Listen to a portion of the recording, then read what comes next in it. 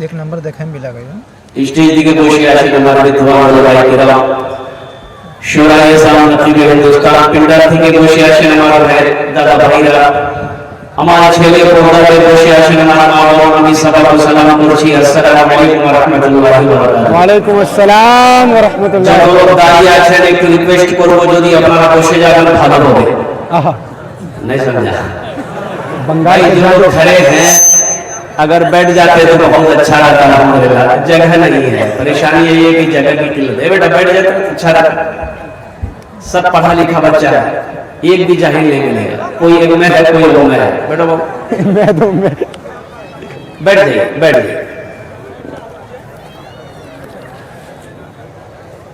वक्त की किल्लत और मैं क्या बोलूं इसलिए कि स्टेज पर मैं खड़ा इसलिए तकरीर कर रहा हूं कि हमारे अकाबिरी मेरे सरों के ताज सब स्टेज पे बैठे हुए हैं जिनकी जूतियों को मैं अपने सर का ताज समझता हूं ये वो अकाबिरीन हमारे हैं ये हमारे वो उलमा हैं अल्लाह अकबर कबीरा के जिनका चेहरा देखना भी सवाल है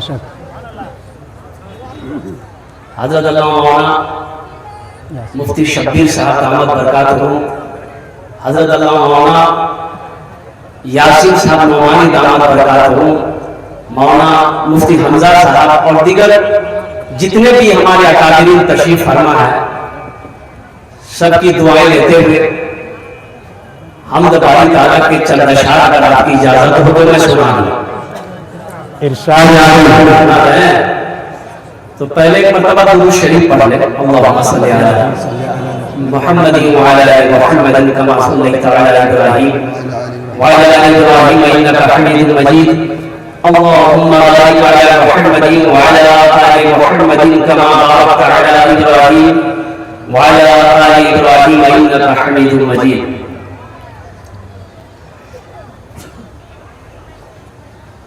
मुझसे पेशतर हमारे मुश्किल मुरब्बी हजरत अल्लामा मौलाना यासीन नौमानी साहब दामद बरकातहू उलमा के बारे में बता रहे थे कि उलमा का क्या मकाम है उनकी कैसी इज्जत करनी चाहिए थानवी रहमतुल्लाह अलैह तशरीफ फरमा थे चंद बच्चे मदरसे के हाफिज कुरान अब कोई बात पूछने के लिए आए तो बताइए भैया कि आपके पाँव में कुछ तकलीफ थी तो आपको ये जर्राह ने हकीमों ने डॉक्टरों ने कहा था कि आप ज़्यादातर इस पाँव को फैला के ही रखेंगे ज़्यादा नहीं मोड़ेंगे तकलीफ बढ़ जाएगी अब बैठे हुए थे तो चंद तलबा मदरसे के आए तो आके सब बैठ गए सलाम करने के बाद तो थानवी रहमतुल्लाह अलैह अपने खादिम से कहने लगे मेरे पाँव को मोड़ दो कहा कि हजरत डॉक्टर ने मना किया है आपको तकलीफ होगी आपने फरमाया तुम देखते नहीं हो मेरे सामने कुरान बैठा हुआ ये हाफिज कुरान है आज हमारी नजरों में हाफिज कुरान का क्या मकाम है उलमा का क्या मकाम है अब हमको बोलने की जरूरत नहीं है अब खुद देख लीजिए आप मैं इमामत करता अब एक मुक्तदी मेरा वो आ रहा था तो सलाम किया मैंने उनको इतना पूछना था खैरियत है तो बोला दिमाग खराब मत किए जरा हमने कहा भाई क्या हुआ खैरियत तो पूछने उसके कल होके पता चला कि वो ऐसा काहे बोला है बीवी से झगड़ा करके आया था वो तो बीवी को कुछ नहीं बोल पाया मिलाए मां फौकट में इनकी कदर करें बाज लोग पैसे वाले लोग ओहदे वाले लोग आलिम से आगे बढ़ना चाहते हैं मौलाना से उलमा से आगे बढ़ना चाहते हैं हाँ आप बढ़ेंगे ان سے آگے آپ بڑھیے. اگر آپ علم حاصل کیے ہیں عالم بنیے, پھر ان سے آگے بڑھیے. اگر آپ عالم نہیں ہیں, لاکھ آپ کروڑ پتی نہیں ادھوگ پتی بن جاؤ, قسم خدا کی رہنا تو ان کے پیچھے ہی ہوگا. بے شک. بولے بات صحیح کہ غلط ہے؟ اب آپ لوگ بولیے. پڑھے لکھے ہیں حضرت, جمعے کی نماز پڑھنے آپ جاتے ہیں, ڈاکٹر صاحب ہیں آپ, مان کے آپ ڈاکٹر صاحب ہیں, MBBS نہیں LLB نہیں, وہ کہیے کہ MD کیے ہوئے ہیں, امریکہ سے پڑھ کر آئے ہیں. مسجد چلے جائیے گا, آپ کو امامت کے لیے آگے بڑھا دے گا کوئی نہیں. ارے بولو بھائی, نہیں, عالم کو بڑھائے گا نا. آپ امریکہ پڑھ لیجیے, لندن پڑھ لیجیے, آپ عالم نہیں ہیں, حافظ قرآن نہیں ہے, لیکن قربان جائیے. ہاں موقع ہے آپ کے پاس, مولوی سے آگے بڑھنے کا موقع ہے, ایک ہی بار موقع ملے گا. اب وہ موقع کب ہوتا ہے؟ جب آپ علماء سے آگے رہتے ہیں, مولوی سے آگے رہتے ہیں. ایک بار آپ رہتے ہیں, اب کب رہتے ہیں ہم نہیں بولیں گے. انا للہ و انا الیہ راجعون. نہیں سمجھ لا. ارے جب موت ہو جاتی ہے تو آپ آگے نہ رہتے ہیں, تو اس دن بولیے گا ہاں مولوی صاحب آج پیچھو کرے اللہ چکے.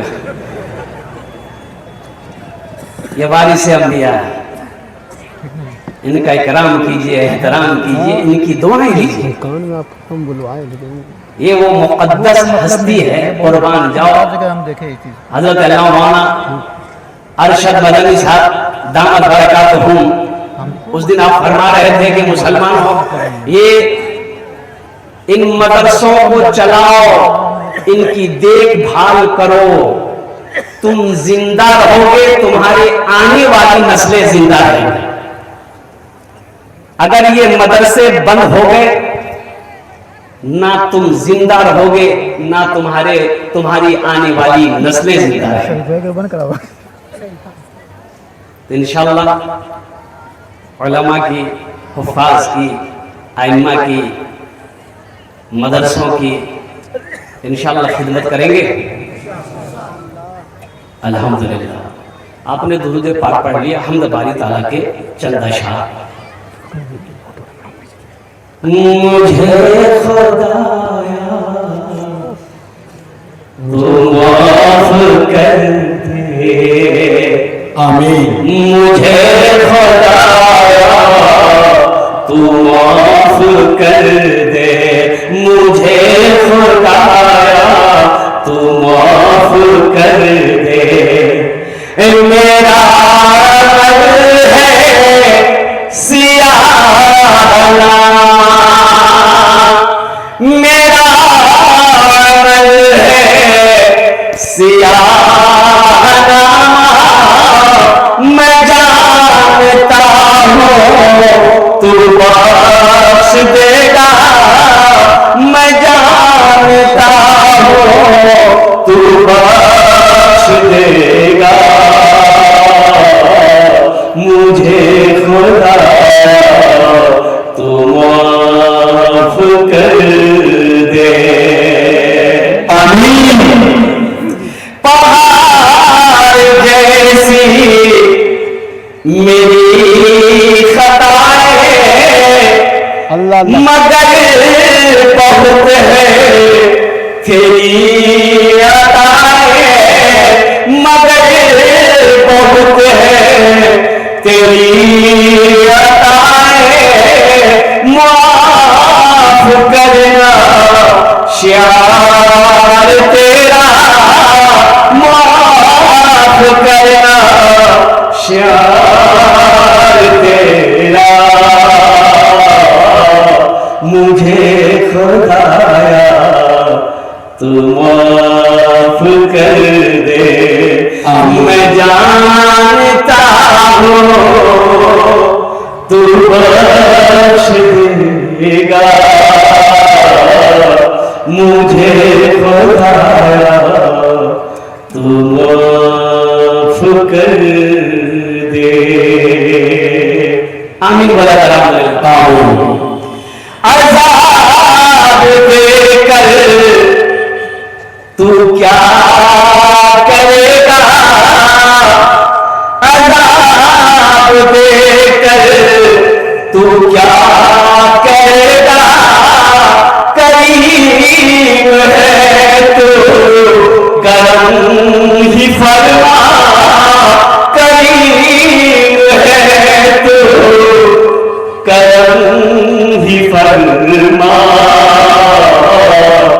سوال کیسا جواب کیسا سوال کیسا جواب کیسا میں جانتا ہوں تو بخش دے گا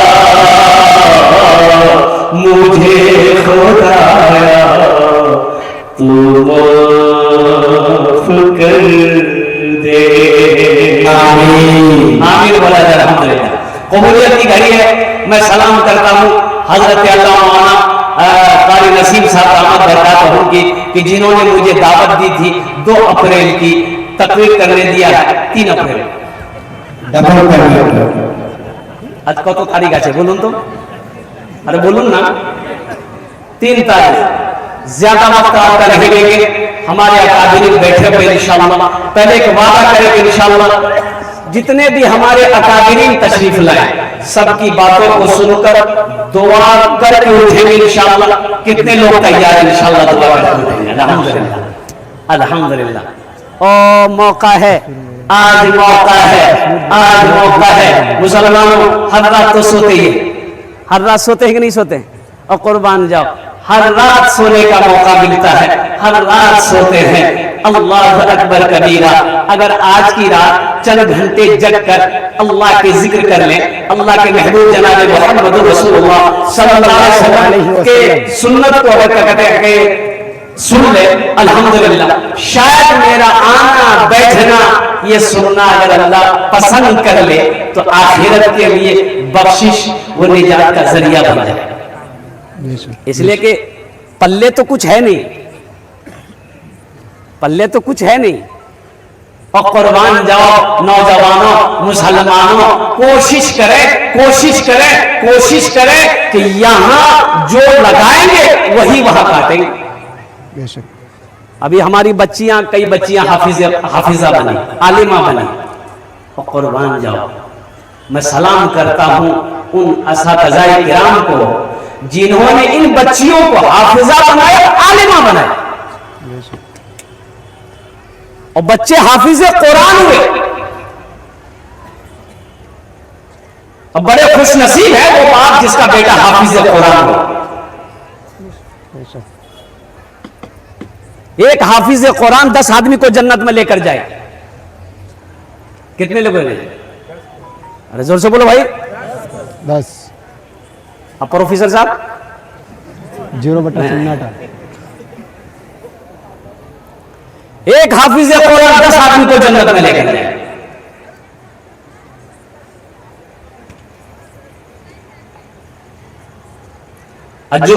जो बच्चियां हाफिजा बनी आलिमा बनी है बताओ इनकी जब शादी होगी कोई जहेज मांगेगा? अरे बोलो मांगेगा क्या इधर?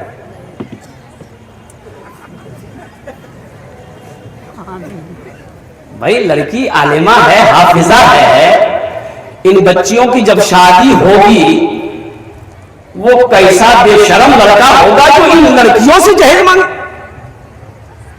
जिसके सीने में अल्लाह का कुरान हो अल्लाह के महबूब जनाब मोहम्मद रसूलुल्लाह सल्लल्लाहु अलैहि वसल्लम की हदीस हो लेकिन फिर भी मांगेगा. हमको लगता है ना भिखारी. हाँ मांगेगा है. इसलिए कि ये तो भरवे न करेगा. हलमी मजीद और ईसा अलैहिस्सलाम और कुर्बान जाइए गुजर रहे थे. एक आदमी बोला कि अल्लाह के पैगंबर पोजीशन ठीक नहीं है दुआ कर दिए अल्लाह कुछ दे दे. तो आपने इशारा किया एक पत्थर का टीला था. आपने कहा कि अल्लाह इसे सोना बना दे. जो बोला अरे वाह ये तो सोना बन गया. फिर पीछे आ रहा बोला आप जाओ ना उठा के लेके. बोला नहीं एक और बना दी. एक और बनाइए एक और बना दिए. अब जाओ बोला एक और बना दी. एक और बना दिए. उंगली इशारा किया अल्लाह के हुक्म से अल्लाह बना दे. अल्लाह बना दिया. अब तीसरा ढेला बन गया. फिर भी घर नहीं जा रहा पीछा. बोले अब क्या है? बोला हजरत अपनी उंगली दे दी हम. پیٹ نہیں بھرا. یہ پیٹ تو قبر کی مٹی بھرے گی. ابھی ہمارا عالم یہ ہے کہ اگر لاکھ ہمارے پاس میں ہے تو ہم کوشش کرتے ہیں کہ 10 لاکھ کیسے ہو, 2 لاکھ کیسے ہو, 3 لاکھ کیسے ہو. اور لاکھ پتی اگر ہو گئے تو پھر ہم کروڑ کے خواب دیکھتے ہیں, ہم کروڑ پتی کیسے ہو. 1 بیگھہ زمین خرید لی ہے, اب دوسرے بیگھہ پہ نظر ہے. میرے بھائیوں, میرے نوجوانوں, دیکھیے ایک بات یاد رکھیے گا, اللہ تبارک و تعالیٰ نے دنیا ہم لوگوں کے لیے بنائی, ہم لوگ یہاں کے لیے نہیں بنے. ہم لوگ یہاں کے لیے کہاں کے لیے بنے, کہاں کے لیے بنے, بولو بھائی. آخرت کے لیے بنے. کہاں کے لیے بنے, بولو بھائی. آخرت کے لیے بنے. تو آخرت کے لیے جب بنے ہیں تو وہاں کا کام ہونا چاہیے نا. ارے بولو بھائی, وہاں کا کیا کام ہو رہا, بولیے. مسلمانوں, دیکھیے دنیا کما لینا بہادری نہیں ہے. اور آپ جو کہتے ہیں نا, اے مولوی لوگ خالی چندہ کرے ہیں. اچھا, تھانوی رحمت اللہ علیہ کے پاس میں ایک سیٹھ صاحب 1 لاکھ روپے منی آرڈر بھیجا اور چٹھی لکھی کہ حضرت ہر سال میں 1 لاکھ روپے آپ کے مدرسے میں بھیجتا ہوں, گزشتہ سال 1 لاکھ روپے بھیجے تھے لیکن ہم کو رسید نہیں ملی, تو ان سال میں آپ کو 1 لاکھ روپے بھیج رہا ہوں, تو پچھلے سال کی رسید, اس سال کی رسید آپ ہم کو بھیج دیجئے. اور رسید اگر نہیں بھیجیے گا تو آئندہ سال چندہ آپ کا بند ہو جائے گا. آپ نے خط پڑھا, قلم اٹھایا, آپ نے خط کا جواب لکھا کہ بابو چندہ تم ہم کو دے رہے ہو, رسید کو دے رہے ہو,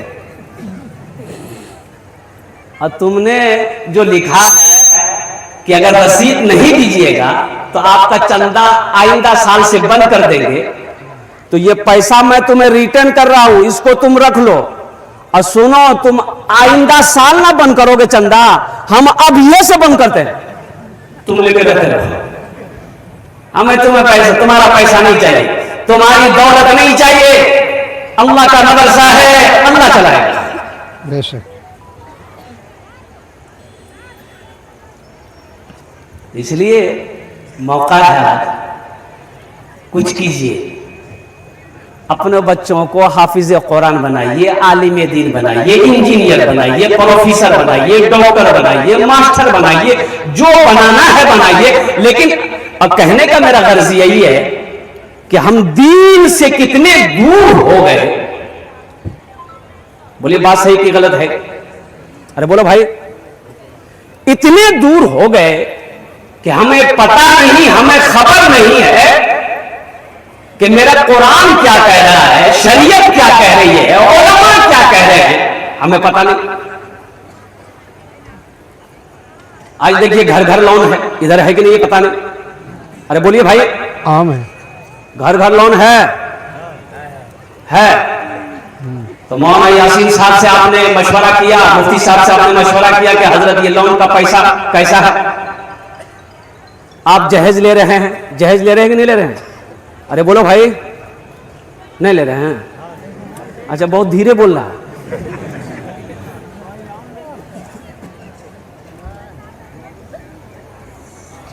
کلکتہ میں شادی کی بات جب فائنل ہوتی ہے, تاریخ وغیرہ جب لکھی جاتی ہے, ڈیٹ وغیرہ بٹھایا جاتا ہے, کب بارات آئے گی, کب جائے گی, کب کیا ہوگا, تو وہاں ایک فارم آتا ہے, فارم.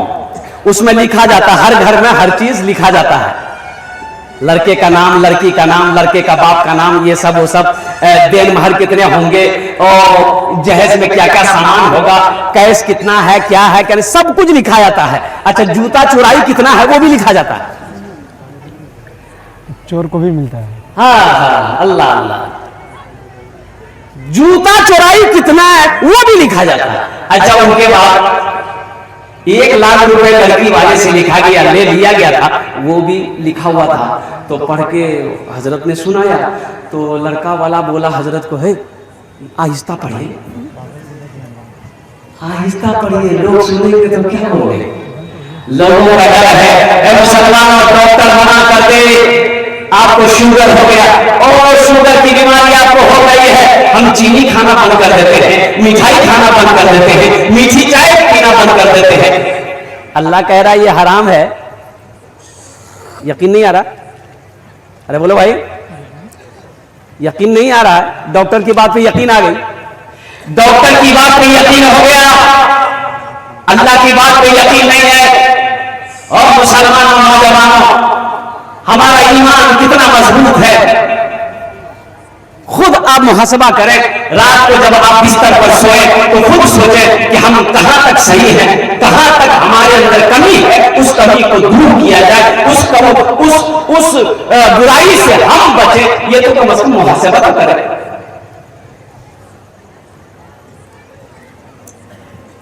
इस मजमे के अंदर में कितने लोग हैं जो सुबह फजर की नमाज से लेकर अब तक कुरान शरीफ की तिलावत किए हैं? ईमानदारी के साथ हाथ उठाइएगा। कितने लोग कुरान शरीफ की तिलावत किए हैं? जरा हाथ उठाइए। जो कुरान की तिलावत किए हैं वही हाथ उठाइएगा। मैं ये कह रहा हूं, ये देखिए हमारे 1 2 3 4 5 ये 6 7 8 9 10 11 12 13 14 माशाअल्लाह, ये 15 ये 16 ये 17 20 आदमी रखिए। 20 आदमी मानिए। अब थोड़ा मजमा देखिए। 1 2 3 नेशनल हाईवे फ्री, मजमा देख लीजिए। नेशनल कुरान सबके घर में है। अरे भाई है कि नहीं है? बोलिए भाई, अरे बोलो भाई, कुरान शरीफ सबके घर में है ना? ये सिर्फ रखने वाली किताब है। और अफसोस का मकाम यह है, कुरान कहां है? छज्जी के ऊपर में। और टीवी कहां है? टीवी यहां, टीवी के ऊपर में पर्दा और कुरान के ऊपर में पर्दे नहीं। जा, टीवी के ऊपर में पर्दा है, कपड़ा रखा हुआ चाहे गर्द गुबार टीवी में ना पड़े। और कुरान को जब उठाया गया, अल्लाह पर देखते हैं गर्द गुबार से कुरान भरा हुआ। अल्लाह, ये जन्नत में जाएगा। देखिए आसमानी कितनी किताबें हैं? 4 अरे बोलो भाई, मशहूर 4। तौरात, ज़बूर, इंजील, कुरान। देखिए कुरान सिर्फ किताब नहीं है, सिर्फ किताब नहीं है, ये अल्लाह का कलाम है। अल्लाह ने गुफ्तगू किया है। आपने कभी खोल के देखा? कुरान तो कल कयामत के दिन आपकी शिकायत करेगा अल्लाह से कि अल्लाह हमको घर में रखा था ये, लेकिन कभी खोल कर देखा नहीं, कभी खोल कर पढ़ा नहीं। उस वक्त आप क्या जवाब देंगे? सहरा में जंगलों में, सहरा में जंगलों में, बयाबान में पढ़ो, मीनार गिर पड़े है तो मैदान में पढ़ो, मीनार गिर पड़े है तो मैदान में पढ़ो।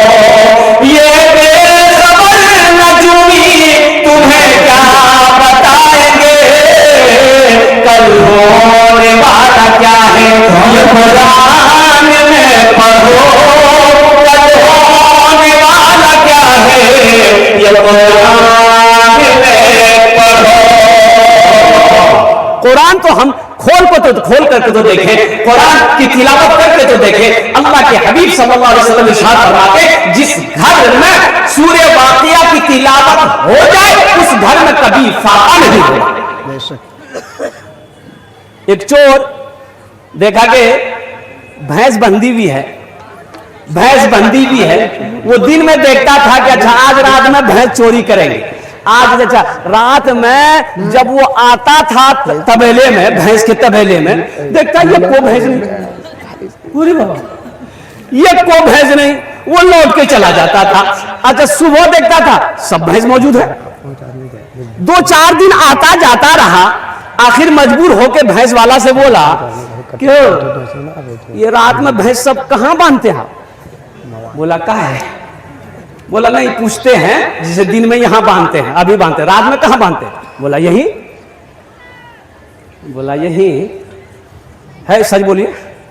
बोला रे भाई यही बांधते हैं हम। बोला कि यही भानते हैं हम, देखिए हम सच बता रहे हैं, हम चोर हैं, हम चोरी करने आते आपकी भैंस, लेकिन रात में जब आते हैं तो यहाँ कुछ नजर नहीं आता। तो भैंस वाला कहने लगा, नादान, रात में जब मैं अपने भैंस के पास से अपने घर में जाता हूं तो आयतल कुर्सी पढ़कर जाता हूं, आयतल कुर्सी पढ़कर जाता हूं, इसलिए भैंस तुम्हें रात में नजर नहीं आती। अल्लाह अल्लाह अल्लाह। आयतल कुर्सी कहती है जो मुझे रात में 3 मरतबा पढ़ ले, सुबह तक मैं उसकी हिफाजत करती रहती हूं। हमने कुरान को पढ़ना छोड़ दिया। आज आलम ये है, हालत ये है, अल्लाह अकबर कबीरा। अभी एक वीडियो देखा तेलंगाना का, तेलंगाना की वीडियो थी वो। अभी यही ईद की छुट्टी के बाद इमाम साहब घर चले गए, तो अब नमाज पढ़ने के लिए मस्जिद में अजान हुई तो लोग आए नमाज पढ़ने के लिए, लेकिन नमाज पढ़ाने का जब वक्त हुआ तो कोई आगे बढ़ने को तैयार नहीं। 2 4 5 बच्चे नौजवान थे, तो एक बूढ़े मियाँ थे, तो बोला कि चचा आप ही पढ़ा दीजिए। बोला पढ़ा देंगे, नमाज ही ना पढ़ाना, चलो। वो आगे बढ़ गया, सूरह फातिहा जैसे तैसे बेचारा पढ़ा जो याद था। अब सूरह फातिहा के बाद सूरह पढ़ना होगा ना भाई, अरे बोलो भाई। तो शुरू किया वो, इन्ना, चुप हो गए। तो पीछे से लुकमा दिया किसी ने, इन्ना अंज़लनाहु फी लैलतिल क़द्र। फिर वो चुप हो गया, इन्ना, फिर चुप हो गया। तो पीछे वाला फिर लुकमा दिया कि इन्ना अतैनाकल कौसर। फिर ये बोला इन्ना। तो पीछे वाला समझे भी पढ़ना क्या चाह रहा है, तो भाई क्या पढ़ना चाह रहे हैं, सोच रहा होगा कि भाई आखिर पढ़ना क्या चाह रहा है। बस पीछे से फिर लुकमा दिया, इन्ना अंज़लनाहु। बस फिर ये बोला इन्ना लिल्लाहि व इन्ना इलैहि राजिऊन। बच्चे को कुरान नहीं पढ़ाओगे, दीन से दूरी रखोगे, यही ना होगा। होगा क्या, यही होगा। आप मर जाओगे, ये मदरसे नहीं रहेंगे, उलमा नहीं बनेंगे, आलिम नहीं बनेंगे, हुफ्फाज नहीं बनेंगे। जब मर जाओगे जनाजा पढ़ाने वाला कोई नहीं होगा, फिर वही होगा, पैर में रस्सी लगाएगा आदमी, खींच कर गड्ढा खोदेगा, डाल देगा, चला।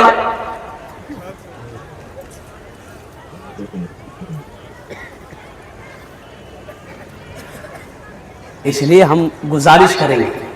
वो बताया गया अफ्रीका में मस्जिद में इमाम साहब को रखा। अच्छा, जो इमाम साहब मस्जिद के अंदर में इमामत करने आए, अल्लाह अल्लाह अल्लाह, हाफिज कुरान, आलिम दीन, बड़े खलीक आलिम दीन। अच्छा, लोगों के दिलों के अंदर में बड़ी मोहब्बत उन्होंने थोड़े दिनों के अंदर जमा लिया। अच्छा, हर लोग चाहते थे कि हजरत का खाना एक टाइम हम अपने घर पे खिलाएं। दावतें होने लगी मोहल्ले में, और कुर्बान जाइए। अब हजरत की दावत एक नौजवान ने किया, तो हजरत तशरीफ लाए, आए और आपने खाना खाया। खाना खाने के बाद आप तशरीफ ले गए मस्जिद।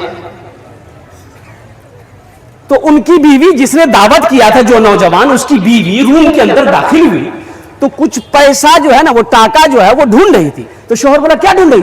बोला देखिए ना, ये 300 दीनार जो है, टाका 300 टाका यहाँ रखे थे हम, तो रूम के अंदर में कोई आया नहीं, हम हैं, आप हैं, और कोई तो है नहीं। तीसरा इमाम साहब आया है, टाका मिल नहीं रहा है। तो शोहर बोला मतलब घर भर से मिल, लगता है वो हाथ साफ कर गया। बोला बाप, इसके पीछे तो नमाज कैसे होगी भाई? ये नौजवान इमाम साहब से दूरी बना लिया। अच्छा, वक्त गुजरता रहा, रमजान का महीना था, और वक्त गुजरते गुजरते 1 साल, फिर रमजान आया, तो सारे मोहल्ले वाले फिर दावत खिला रहे हैं। ये नौजवान अपनी बीवी से बोला कि देखो सब दावत खिला रहा है, 1 साल हो गया, इमाम साहब को हम लोगों ने पूछा नहीं, तो ऐसा करो, जाने दो, उनकी मजबूरी कोई होगी, वो पैसा उठा लिए होंगे, अल्लाह इसका अजर देगा, दावत दे देते हैं। बीवी बोली ठीक है, दावत दे दिए। हजरत को जाकर ये नौजवान दावत दिया, हजरत दावत में तशरीफ लाए। आज दस्तरखान पे बैठे तो ये नौजवान कहने लगा, हजरत एक बात पूछे, नाराज तो नहीं होंगे? बोला नहीं, नाराज नहीं होंगे। बोला हजरत پچھلے سال میں نے آپ کو دعوت دی تھی. بولا ہاں دعوت دیے تھے, ہم تمہارے گھر پہ آئے تھے. کہا کہ حضرت معافی چاہتے ہیں, معذرت کے ساتھ کہیں گے کہ میرا 300 روپیہ تھا, اگر آپ کو ضرورت تھی تو ہم سے مانگ لیتے. آپ نے تو امام صاحب نے بولا کہ ہاں وہ پیسہ میں نے اٹھایا ہے. بولا حضرت یہی تو بول رہے ہیں کہ ضرورت تھی تو ہم سے مانگ لیتے, آپ نے چوری کیوں کی؟ بولا چوری؟ ارے پنکھا چل رہا تھا, وہ پیسے یوں پڑے ہوئے تھے. اب جب میں روم کے اندر داخل ہوا, تم پنکھا چلا کر باہر چلے گئے, اب وہ پیسے ایسے پڑے ہوئے تھے تو پنکھے کے ہوا میں وہ نوٹ ادھر سے ادھر ہو رہا تھا, تو میں نے اس کو طے کر کے وہ جو قرآن رکھا ہوا تمہارا اس کے صفحے کو کھول کے میں نے رکھ دیا. کیا تم نے 1 سال تک قرآن نہیں کھولا؟ اللہ اکبر. بولا کہ نہیں حضرت قرآن نہیں کھولا. بولا قرآن اٹھاؤ. جب قرآن کو اٹھا کر لایا گیا, جب اس کے جلد کو پہلے جلد کو کھولا, وہ 300 روپے کا نوٹ پڑا ہوا تھا. امام صاحب کی آنکھوں سے آنسو جاری ہو گیا. کیسا مسلمان ہے, سال گزر گیا, اللہ کا قرآن تیرے گھر میں پڑا رہا, کبھی تم نے کھول کر نہیں دیکھا. یہی قرآن کا حق ہے, یہی قرآن کا حق ہے. اب حق ادا کریں قرآن کا. میرے بچوں نوجوانوں, قرآن صرف رکھنے والی کتاب نہیں ہے, الحمدللہ یہ پڑھنے والی کتاب ہے, یہ ہدایت والی کتاب ہے, یہ رہنمائی والی کتاب ہے, یہ وہ کتاب ہے اللہ اکبر کبیرہ جس کتاب سے دنیا میں محبت کرو گے, ان کو پڑھو گے, عمل کرو گے اور قربان جاؤ. یہ قرآن آپ کی سفارش کر کے جنت کے اندر میں داخل کرے. ماشاءاللہ, جزاک اللہ خیر. خود بھی قرآن پڑھیے, اپنے بچوں کو بھی قرآن پڑھائیے. دیکھیے ہم یہ نہیں کہتے کہ آپ ماسٹر, انجینئر, پروفیسر, وکیل مت بنائیے, الحمدللہ بنائیے اپنے بچوں کو, ضرورت ہے, ضرورت ہے. ابھی وہ کہہ رہے تھے مولانا عبداللہ قمر سالم چترویدی صاحب دامت برکاتہم, کچھ دن پہلے ملاقات ہوئی کہ حضرت بہت افسوس کے ساتھ کہنا پڑ رہا ہے کہ آج ہماری قوم میں جب ضرورت پڑی, جب کچہری میں پہنچے تو اچھے وکیل نہیں مل رہے. وکیل ملیں گے کہاں, پڑھے گا تب نا. یہ تو دور بھاگ رہا ہے پڑھنے سے. ہمارا بچہ جب 6 سال 7 سال, اچھا یہودیوں کی تعداد کتنی ہے؟ 60 لاکھ 70 لاکھ. کتنی تعداد ہے بولے رہے جلدی, ارے بولیے تو صحیح, ہاں یا نہ بولیے بھائی. 60 سے 70 لاکھ پوری دنیا پر حاوی ہے. اس کی وجہ کیا ہے؟ اے مسلمانوں, تمہیں معلوم نہیں, آپ کو معلوم نہیں یہ موبائل بنانے والا کون ہے؟ یہودی ہے. اور قرآن جاؤ, یہ واٹس ایپ کون ہے؟ یہ واٹس ایپ بنانے والا کون ہے؟ یہودی ہے. فیس بک کا مالک کون ہے؟ یہودی ہے. انسٹاگرام کا مالک کون ہے؟ یہودی ہے. اور فریج بنانے والی مشین کون بنایا؟ اور یہودی بنا کے. ایروپلین کون بنایا؟ یہودی بنایا. اور قربان جاؤ, یہاں تک کہ لکس صابن سے نہاتے ہو اور لائف بوائے صابن سے نہاتے ہو, یہ بھی بنانے والا یہودی ہے. اور قربان جاؤ, حد تو یہ ہے کہ جو کریم لگاتے ہو گورا ہونے کے لیے, fair year here holder shoulder کریم. ایک نوجوان بڑی زور سے لگا رہا تھا, میں نے کہا کیا لگا رہے؟ بولا کریم. بولا کریم, تو کریم لگانے سے کیا ہوگا؟ بولا حضرت اس سے گورا ہو جاتا تھا. ہم نے کہا کہ بیٹا اگر کریم لگانے سے آدمی گورا ہو جاتا تو ساؤتھ افریقہ کا جتنا کھلاڑی ہے اس کے پاس کریم کا پیسہ نہیں ہے. دنیا کہاں سے کہاں چلی گئی, یہ کریم ایک پیچھے بھاگ رہا ہے. آخر اس کی وجہ کیا ہے؟ اس کی کوئی وجہ ہے کہ 60 سے 70 لاکھ, اچھا مسلمانوں کی تعداد کتنی ہے پوری دنیا کے اندر؟ 200 کروڑ 200 کروڑ 84 لاکھ 203 منیمم کہیے, وہ اندازہ کہیے مسلمان پوری دنیا کے اندر میں مسلمان. یہ یہودی مختصر سی تعداد ان کی پوری دنیا پر حاوی ہے. آخر اس کی وجہ کیا ہے؟ تو پتہ یہ چلا, مسلمانوں سنو, جب یہودی کے گھر میں بچہ پیدا ہے, وہ بچہ جب چلنا پھرنا شروع کرتا ہے, جب بچہ بولنا شروع کرتا ہے, وہ بچہ جب اب وہ پڑھنے کے لائق ہو گیا, یہودی اپنے بچے کے ایک ہاتھ میں کتاب دیتا ہے, ایک ہاتھ میں قلم دیتا ہے, پڑھو. اس کا بچہ پڑھتا ہے, وہ کامیاب ہو جاتا ہے. اور ہمارے ہاں بچہ جب باشعور ہوتا ہے, وہ 5-6-7 سال کا ہوا, ہم ایک ہاتھ میں کچیا دیتے ہیں, ایک ہاتھ میں کھرپی دیتے ہیں, اے بیٹا جو گھاس کاٹی جو کامیاب وہ ہوگا کہ آپ ہوئیے گا. اس لیے مسلمانوں، میرے بچوں، نوجوانوں، ایجوکیشن کو فوکس کرو، تعلیم کو فوکس کرو. سب سے پہلے اللہ کا قرآن کو سینے سے لگاؤ، اللہ کے قرآن کو پڑھو، انشاءاللہ اس کے حکم کے مطابق زندگی گزارو. عالم بنو، مفتی بنو، عالم بنو، مفتی بنو، ڈاکٹر بنو، انجینئر بنو، پروفیسر بنو. میں ہاتھ جوڑ کر کہتا ہوں، خدا کے واسطے کچھ بھی کرنا پڑے، زمین بیچنی پڑے زمین بیچو، اپنے بچے کو تعلیم یافتہ بناؤ، جاہل مت رکھو. بے شک انشاءاللہ عمل کریں گے. انشاءاللہ. کتنے لوگ ہیں انشاءاللہ. بچوں کو اپنے صاحب ایمان بناؤ، بچوں کو اپنے صاحب ایمان بناؤ. قرآن پڑھاؤ، سرکار کی سیرت پہ ذرا ان کو چلاؤ. قرآن پڑھاؤ. میں یہ نہیں کہتا انہیں انگلش نہ پڑھانا، ڈی ایم بھی کمشنر بھی انہیں کپتان بنانا. ہاں پہلے مگر دین کے ارکان سکھاؤ. قرآن پڑھاؤ. تم شکر کرو رب کے مدرسے ہیں جو چلتے، پڑھ لکھ کے یہاں دین کے داعی ہے نکلتے. گھر گھر میں یہی جا کے تم اعلان کراؤ. قرآن پڑھاؤ. سبحان اللہ. آمینہ کے رات جناب محمد رسول اللہ صلی اللہ علیہ وسلم کے اوپر میں جب قرآن نازل ہوا، جب وحی اترتی تھی، قرآن جاؤ، آپ اللہ کے قرآن کو لے کر لوگوں کے دروازے تک جاتے تھے. لوگوں دروازہ کھولو، لوگ دروازہ کھولتے تھے. کیا بات ہے؟ بول اللہ کا قرآن سن لو، اللہ کا قرآن سن لو. کچھ سنتے تھے، کچھ نہیں سنتے تھے. اور جو سنتے تھے اور قرآن جاؤ، وہ پھر لا الہ الا اللہ محمد رسول اللہ پڑھ کر اسلام کے اندر داخل ہو گئے.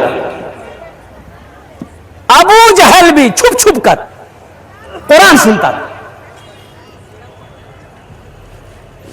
آج ہمارے گھر میں قرآن رکھا ہوا ہے، پڑھنے کی توفیق نہیں، تلاوت کی توفیق نہیں. اللہ پاک کی بارگاہ میں دعا کرے، اللہ پاک ہم سب کو قرآن سے، علماء سے، دین سے اللہ محبت پیدا کرے. آمین بولا جا رہا ہے. اور دو شعر قرآن کے بارے میں سنا دیں. ارے بولو بھائی. اب اس لیے کہ حالات کچھ اچھے نہیں ہیں، بہت لوگوں نے قرآن کو مٹانے کی کوشش کی. مٹا پایا؟ ارے بولو بھائی.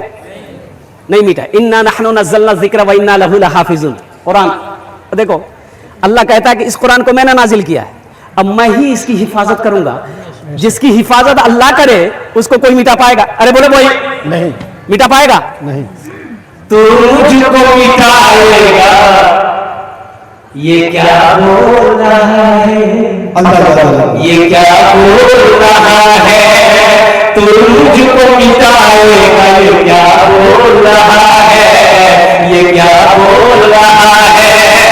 تو مجھ کو مٹائے گا،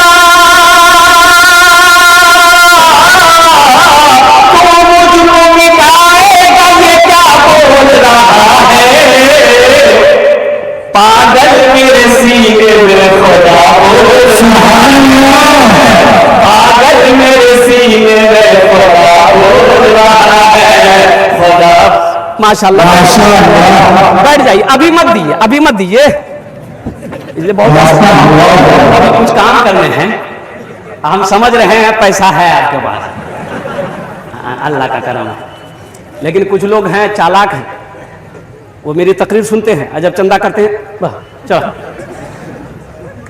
لیکن زیادہ چالاک آدمی کبھی کبھی بڑا خسارے میں رہتا ہے. ایک سونار ہے، ایک سونار، اس کے بغل میں ایک کسان تھا، بیچارہ غریب آدمی، سونار پیسہ والا، لیکن حسد جلن اس کسان سے بہت تھا سونار کو. بیچارہ غریب آدمی، غریب کیا کر سکتا ہے؟ ارے غریب کچھ کر پائے گا؟ کچھ نہیں کر پائے. ये बेचारा किसान थोड़ी बहुत खेती करता था, तो खेती किया ना तो देखा कि वो कद्दू लगाया था, बहुत बड़ा कद्दू हुआ खेत में उसका, बड़ा खुश हुआ, सोचा कि हम बादशाह को दे देते हैं, मेरा बादशाह है। वो कद्दू लिया, सर पे उठाया, बादशाह के दरबार पे पहुंचा और जाकर बोला कि हुजूर इसको कबूल कर लिए, हम गरीब आदमी हैं, खेत में कद्दू लगाए थे, ले लीजिए। बादशाह बड़ा खुश हुआ, वजीर को बोला कि ये कद्दू तो ये अजूबा कद्दू है, इतना बड़ा कद्दू आज तक मैंने नहीं देखा। ऐसा करो, हीरे जवाहरात अशरफियां इसको दो, इस किसान को। काफी तोहफे मिले उसको, ये किसान इतनी दौलत पाकर 2 मंजिला मकान ठोक दिया। सोनार बोला रे भाभी तो पैसा लाया कहां से? तब पता चला कि ओहो, बादशाह को ये तोहफा दिया, कद्दू ले जाकर दिया, बादशाह खुश होकर इसको इनाम दिया। बोला अच्छा रुको, तुम्हारा 2 मंजिला, हम 3 मंजिला हम ठोकेंगे। ये सोनार, जितना जेवर इसके पास में था सोना और जितनी चांदी थी, वो सबको क्या कहते हैं कि बादशाह का एक पुतला बनाया। बोला कि हम बादशाह को ये जब पुतला देंगे तो उनकी तस्वीर देंगे तो वो कितनी दौलत देगा हमको। सारा सोना सारी चांदी और लगा करके तस्वीर बनाई बादशाह की इतनी बड़ी, और लेके दरबार में पहुंचा। बोला कि हुजूर कबूल किया जाए। बोला अच्छा, बहुत अच्छी तस्वीर बनाई, किससे बनाई? बोला कि हुजूर सोना और चांदी से बनाया। बोला बहुत अच्छा, ठीक है बैठ, तुमने जो तोहफा लाकर मुझे दिया है मेरा दिल खुश हो गया, अब इसके बदले में मैं तुम्हें क्या दूं? जो मेरी नजर में जो सबसे कीमती चीज है वो ये है, ये कद्दू है। वजीर को हुक्म दिया कि कद्दू इसको दे दो। अब बादशाह का हुक्म था, सोनार कद्दू उठाया, सोचते हुए जा रहा था कि लालच बहुत बुरी बला, चांदी हो गई, सोनो गया, और वो देहाती किसान का कद्दू उठा के लगा। पागल मेरे सीने में खुदा बोल रहा है, खुदा बोल रहा है, मैं हाफिज़ कुरान हूँ, हर किसी न मिटूंगा, हर किसी न मिटूंगा, मैं हाफिज़ कुरान हूँ, मैं हाफिज़ कुरान हूँ, हर किसी न मिटूंगा, लेकिन तू मिटेगा ये गदा बोल रहा है, बोल रहा है, पागल मेरे सीने में खुदा बोल रहा है, खुदा बोल रहा है। माशाअल्लाह अल्हम्दुलिल्लाह, अभी हजरत के जरिए से मुझे पता ये चला, यहाँ एक मस्जिद है, ढलाई नहीं हुई है, ढलाई नहीं भी है। अच्छा, हमारे एक दोस्त हैं, आप लोग वाकिफ होंगे, हमारे उलमा अकादरीन वाकिफ हैं, हजरत अल्लामा मुफ्ती सोहराब साहब, नाइब नाजिर इमारत शरिया फुलवारी शरीफ पटना। वो वाकई बता रहे थे कि मुंबई के अंदर में जुमे की नमाज पढ़ने का मौका मिला, और वहां के इमाम साहब से उनके ताल्लुकात थे। तो जुमे की नमाज में इमाम खुतबे के बाद इमाम साहब ने ऐलान किया कि भाई देखें, ये मस्जिद तो 3 मंजिला है, लेकिन मस्जिद के आगे में जो सेहन है वहां छत नहीं है। लोग जुमे की नमाज पढ़ने आते हैं, लोग धूप में नमाज पढ़ते हैं, अगर बारिश हो जाए लोग भीग के नमाज पढ़ते हैं। तो ऐसा करें, आइंदा हफ्ता जब आप लोग आए तो कुछ रकम साथ लेकर आए ताकि ये छत हो जाए। तो किसी ने पूछा हजरत कितना खर्चा है सेहन का छत में? बोला वही 2-2.5 लाख रुपए खर्च है, ज्यादा खर्चा नहीं है। नमाज खत्म हो गई, लोग चले गए। ए बाबू, ए बेटा बैठ जाओ, बैठ जाओ, हम समझ रहे हैं जींस पैंट है, परेशानी हो गई, बैठ जाओ। ससुराल में मिला बच्चा परेशान है, वो भी समझ रहा है कि ज्यादा जोर डालेंगे तो नमाज खत्म हो गई, लोग चले गए। असर के वक्त में देखा एक आदमी महिला को चला, कपड़ा पहना हुआ, चप्पल पांव में मस्जिद के अंदर दाखिल हुआ, हाथ में पॉलिथीन है। तो मौजन साहब को सलाम किया, तो मौजन साहब ने पूछा चंदा करना है? बोला नहीं भाई, चंदा नहीं करना है। इमाम साहब कहाँ है? बोले क्या बात है, बोलिए। بولا امام صاحب سے ملنا ہے. وہ جو جمعے میں اعلان کیے تھے امام صاحب روپے کے بارے میں, وہ روپیہ لے کے ہم آئے. بولا کتنا لگ؟ بولا 2.5 لاکھ. امام صاحب سنا دیکھا شکل صورت, دوڑا دروازہ کھولا, امام صاحب کو اٹھایا, لے یہ چندہ آ گیا. امام صاحب باہر نکلے, سلام دعا ہوئی, بیٹھے, شکل صورت کو دیکھا, لباس کو دیکھ رہے امام صاحب. بولا بھائی کہاں سے آئے؟ بولا حضرت یہ پاس ہی سے آئے. اچھا ٹھیک, بیٹھ کیا ہے؟ بولا یہ 2.5 لاکھ روپے آپ نے اعلان کیا تھا نا, وہی پیسہ لے کے آیا. شکل وہ صورت وہ لباس کو دیکھ کر امام صاحب کو یقین نہیں ہوا. آپ نے سیکریٹری صاحب کو فون کیا, صدر صاحب کو فون کیا, مسجد کے صدر خزانچی کو فون کیا, اراکین لوگ جمع ہو گئے کہ بھائی دیکھیے ایسی ایسی بات ہے, یہ واقعہ ہے. تو لوگوں نے کہا کہ بھائی ہم لوگ کروڑپتی ہیں, ہم لوگ اتنا بڑا پیسہ والا ہے, یہ غریب آدمی. بولا بھائی آپ کا گھر کہاں ہے؟ تو مزدور بولا, وہ غریب بولا کہ میرا گھر نہیں ہے, ہم روڈ کے کنارے پلاسٹک ڈال کے رہتے ہیں. تو کام کیا کرتے ہو؟ بولا کہ حضرت ہاں کام کیا ہے, یہ کچرا چنتے ہیں, پنی پلاسٹک چنتے ہیں, بوتل چنتے ہیں, ہم بھی چنتے ہیں, میری بیوی بھی چنتی ہے, میرا 1 سال کا بچہ ہے میرے ساتھ چنتا ہے. یہ پیسہ لائے کہاں سے؟ بولا کہ یہ کچرا چن کے نا ہم لوگوں کے پاس میں گھر نہیں ہے, تو تھوڑا پیسہ بچا کے ہم لوگ رکھتے تھے کہ کچھ موٹی رقم ہو جائے گی تو گھر بنا لیں گے. لیکن آپ نے جمعے میں اعلان کیا نا کہ 2 سے 2.5 لاکھ روپے چاہیے, لوگ دھوپ میں بارش میں نماز پڑھتے ہیں. تو میں نے مشورہ کیا اپنی بیوی سے جا کر, تو میری بیوی کہنے لگی کہ دیکھیے ہم لوگ تو ویسے روڈ کے کنارے رہ رہے, ایسا کیجئے 2-4 سال اور رہ لیں گے, یہ پیسہ لے جا کر امام صاحب کو دے دیجئے, سب سے پہلے اللہ کا گھر ہو جائے, اللہ کے گھر کی چھت کی ڈھلائی ہو جائے, ہم لوگ ایسے ہی رہ لیں. حضرت اس کو قبول کرے. لوگوں کو شرم محسوس ہوئی, بڑے بڑے پیسے والے تھے. تو امام صاحب کھڑے ہوئے, بولے کہ بھائی آپ کتنا دیں گے؟ بولا 50,000. آپ کتنا چندہ دیں گے؟ بولا 20,000, کوئی 10,000. لوگ وہیں پر چندہ ہوا. محلے والوں نے کہا کہ شرم کی بات ہے, یہ کچرا چننے والا وہ پیسہ لے کر آیا, 2.5 لاکھ روپے مشت یہاں پر آ گیا ہے, ہم لوگ پیسہ والا ہے. چندہ ہوا 5 لاکھ روپے چندہ ہوا. کتنے ہوئے؟ ارے بولو بھائی زور سے. 5 لاکھ روپے چندہ ہو گیا. امام صاحب نے اس مزدور سے کہا کہ آپ کے پاس کتنا ہے؟ بولا 2.5 لاکھ. بولے لے آئیے. 2.5 لاکھ روپے امام صاحب نے کہا کہ دیکھیے یہ آپ کا پیسہ ہم نے قبول کر لیا ہے, اس پیسے سے ہم چھت ڈھلائی کریں گے, اور یہ 5 لاکھ روپے آپ قبول کر لیجیے, آپ اپنا گھر بنا لیجیے. سبحان اللہ. آپ اپنا گھر بنا لیجیے. تو مزدور بیچارہ غریب رونے لگا. تو لوگوں نے کہا کہ روتے کیوں ہیں؟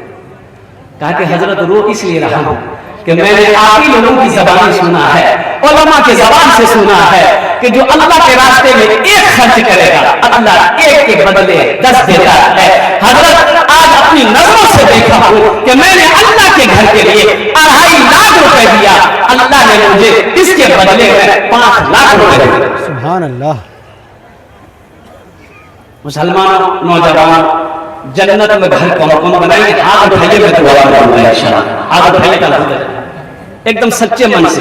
زمین یہی رہ جائے گی, سونا یہی رہ جائے گا, چاندی یہی رہ جائے گی, اور کھیت یہی رہ جائے گے, اور قربان جاؤ ساری دولت کو چھوڑ کر آپ چلے جاؤ گے, اور قربان جاؤ. اللہ کے حبیب صلی اللہ علیہ وسلم نے ارشاد فرمایا من بنا للہ مسجدا بنا اللہ لہ بیتا فی الجنہ, جس نے دنیا میں اللہ کا گھر بنایا اللہ اس کے لیے جنت میں بہترین گھر بنایا. بے شک. مسلمانوں یہ زمین پھٹ سکتی ہے, زمین پھٹ سکتی ہے, آسمان جھک سکتا ہے, پہاڑ اپنی جگہ سے ہل سکتا ہے, سورج پورب کے بجائے پچھم سے نکل سکتا ہے, لیکن فرمان مصطفیٰ بدل نہیں سکتا. بے شک بے شک. سبحان اللہ. اتنا بڑا مجمع ہے, ایک سے ایک پیسے والا, مکھیا ہے, سرپنچ ہے, پارشد ہے, وکیل ہے, ماسٹر ہے, ڈاکٹر ہے, انجینئر ہے, پروفیسر ہے, زمیندار ہے, دکاندار ہے. ہم کم مانگیں گے, آپ بڑھا کر دیں گے. کوشش کیجئے گا ایک ہی آدمی. ابھی رانچی کا جلسہ تھا, اور قربان جائیے اللہ اکبر کبیرہ, میں نے 25,000 سے شروع کیا. ایک نوجوان آیا, بولا حضرت 1 لاکھ روپے. ہم نے کہا بابو 1 لاکھ روپے تم دے دے ہو, شادی کیے ہو؟ بولا کہ الحمدللہ نکاح ہے, بیوی ہے. تم اکیلے جنت میں جاؤ گے, بیوی نہیں جائے گی؟ بولا 1 لاکھ بیوی نام. کتنے ہوئے؟ ارے بولو بھائی. 4 لاکھ. میں نے کہا کہ والدین ہیں, ماں باپ ہے؟ بولا کہ الحمدللہ ماں باپ زندہ ہیں. کہا کہ بیٹا دونوں میاں بیوی جنت میں جائے گا, ماں باپ نہیں جائیں گے؟ بولا 1 لاکھ ٹکا امی کے نام سے, 1 لاکھ ٹکا ابو کے نام سے. کتنے ہوئے؟ پھر نوجوان نے کہا کہ حضرت کتنا خرچہ ہے؟ کمیٹی والوں نے کہا کہ 7-8 لاکھ روپے خرچہ. بولا چھوڑیے چندہ ہم سے لے لیجیے. سبحان اللہ. گنہگاروں کی دھلائی ہونے والی ہے, گنہگاروں کی دھلائی ہونے والی ہے, گنہگاروں کی دھلائی ہونے والی ہے, اسی پیسے سے مسجد کی دھلائی ہونے والی ہے, اسی پیسے سے مسجد کی دھلائی ہونے والی ہے. اتنا بڑا مجمع ہے, ہم زیادہ نہ مانگیں گے, 10,000. میرا سوال 10,000 ہوگا, آپ 20,000 50,000 1 لاکھ بھی دے سکتے ہیں. الحمدللہ آپ کا پیسہ مسجد میں لگ جائے. مسلمانوں مسجد بنا کے مر جاؤ گے, مدرسہ بنا کر مر جاؤ گے, بیٹا یاد کرے یا نہ کرے, بیوی یاد کرے یا نہ کرے, بھائی یاد کرے یا نہ کرے, وہ میرا اللہ کسی کا قرضہ نہیں رکھتا ہے. مسلمانوں قیامت تک یہ مسجد میں نماز لوگ پڑھتے رہیں گے. اوہ اللہ قیامت تک قبر کا ثواب ہمارا ہے. کوئی پہلا ساتھی 10,000 روپے دینے والا انشاءاللہ جلدی کرے. ہم چاہتے ہیں کہ ہر آدمی کا اس میں حصہ ہو. کتنا پیسہ آپ جمع کر دیں کہ الحمدللہ کہ مسجد کی چھت ڈھلائی ہو جائے. جمعے کی نماز میں پریشانی ہوتی ہے, بارش ہو جائے لوگ نماز کیسے پڑھیں گے, تیز دھوپ ہو جائے لوگ نماز کیسے پڑھیں گے. الحمدللہ اپنے والدین کی ثواب و ثواب کی وجہ سے, دادا دادی نانا نانی کے ثواب و ثواب کی وجہ سے, یا اپنے ہی نام سے ماشاءاللہ 10,000 روپے دینے والا کوئی پہلا ساتھی مرد مجاہد انشاءاللہ تیار ہو جائے. مکھیا ہو, ڈاکٹر ہو, انجینئر ہو, ماسٹر ہو, وکیل ہو, زمیندار ہو, انشاءاللہ اپنے والدین اپنے ماں باپ کے نام پر انشاءاللہ پہلا نام میرا رہے گا. 5 آدمی جلدی تیار ہو جائے انشاءاللہ. ہے کوئی پہلا ساتھی ماشاءاللہ؟ پہلا کوئی نوجوان جہانگیر مکھیا صاحب 11,000 پرزینٹ مکھیا پرزینٹ ہیں. مکھیا صاحب 11,000 سے کام نہیں چل رہے. مکھیا ہم تو دعا کریں اللہ اس کو MLA بنائے, اللہ جس کو جو چاہے وہ بنائے. ہم جہانگیر بابو سے تو اتنا کو امید میں ہے. کون سی بڑی بات ہے بھائی, کیا ہے؟ اللہ نے دیا ہے نا بھائی, اللہ دیا. اور سنو اللہ قرآن میں کہتا ہے من ذا الذی یقرض اللہ قرضا حسنا. میرا اللہ کہتا ہے کوئی میرا بندہ جو مجھے قرض حسنا دے دے. قرض حسنا دے دے اللہ کے راستے میں خرچ کرنے کو, یہ قرض حسنا ہے. اللہ کو یہ قرضہ دے رہے ہو. اور سنو مسلمانوں, اب اللہ کو قرضہ دو گے, اللہ قرضہ ادا نہیں کرے گا؟ ارے بولو بھائی, قرضہ ادا کرے گا نہیں کرے گا؟ اب قربانی جاؤ. سنو, ہم جہانگیر بابو سے کہیں گے میرے بچوں اللہ نے یہ عہدہ عطا کیا آپ کو, اللہ میں دعا کرتا ہوں اللہ آپ کو صحت دے, تندرستی دے اور عزت سے نوازے. میرے بچوں آپ جیسے نوجوان آگے نہیں بڑھیں گے کون بڑھے گا؟ یہ تو کچھ لوگ غریب لوگ ہیں. تو میں چاہتا ہوں کہ سب سے پہلے جہانگیر بابو 1 لاکھ روپے, ہم زیادہ نہیں مانگیں. سب کے لیے 5 دعا, ان کے لیے 10 دعا. اشارہ کر دیں جہانگیر بابو, میں دعا کر دوں. اچھا انشاءاللہ پھر بھی اچھا سنیے نا, نہیں کم از کم 50 کر دیا الحمدللہ کر دیا. نہیں تو رہتے ہیں لیکن یہاں آج کم از کم لکھوا دیے.